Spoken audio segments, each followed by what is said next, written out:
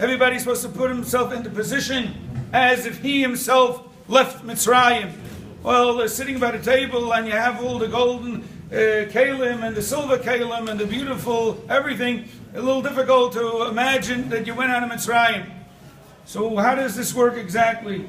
So I was thinking maybe a similar mashal. It's not a mashal, it's a true story. There was a Gerach Chassid that when they took him out of the city of Lodz, I think it was, they took him with the family, and then they transported them to the camps, and the Nebuch, over there in the camps, you could come with a whole family, you come with two families, and you came with Klal Yisrael, and Nebuch, Yechidim came out, didn't go into the furnace, but everybody Nebuch went in, and this fellow was left alive. He looked like a healthy fellow, and they left him alive.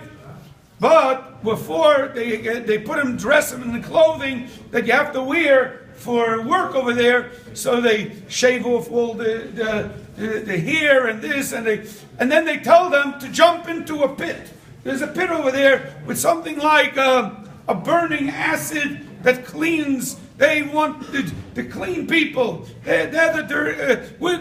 Whatever, they won't clean people. Jump into that pit, and you have to stay there a second and come out, and that cleanses you. The Kitzur Maisi, everybody who was there went in, and they jumped out right away. It was burning. It was a burning acid. You couldn't stay there a second. This Hasidic fellow, a Gerach Chassid, goes in, and he stands there, and he doesn't move out, and he waits a minute or so, and then he finally leaves. Somebody asks him later on. He says, how in the world did you manage? What were you doing? What did you stay there for? He said to him, I'll explain to you. I really came here with a whole family. I had a house. I had a business. I had a family and friends and a whole world. And now, coming to this place where the Rishonim took us, everything dismantled, everything was destroyed, everything, nothing is left. And not only that, they're taking me, my body, and they cut off the hair, and they put me into a pit with something like an acid of bleach to burn me. And I say, I have nothing left to myself. And then I pick up my eyes, and I say, but I have Borei Olam. The Borei Olam who created the world, the Borei Olam that created the Malachim, the Borei Olam that created all the Neshamis, the Borei Olam that created all the 7 billion people that are living today. How many people tune in to Hashem Yisbarach and say, I am yours, I want to serve you. And Hashem Yisbarach has Rachmanis on billions of people, and their lives go on and on and on.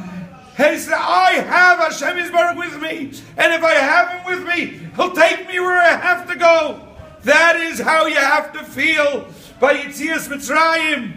How do you have to feel by the Seder? Wowie! What did I do? I have a family.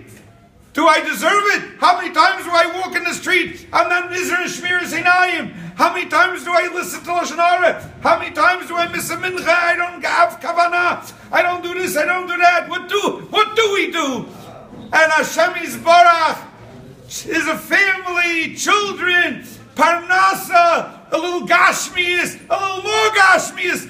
The more gashmias you have to be so afraid. Hashem is giving you abundance. So when you sit by the Seder, Kilu Yatsa Mitzrayim, like that Gerach Chassid, you have nothing. And now look what Hashem gave you so much.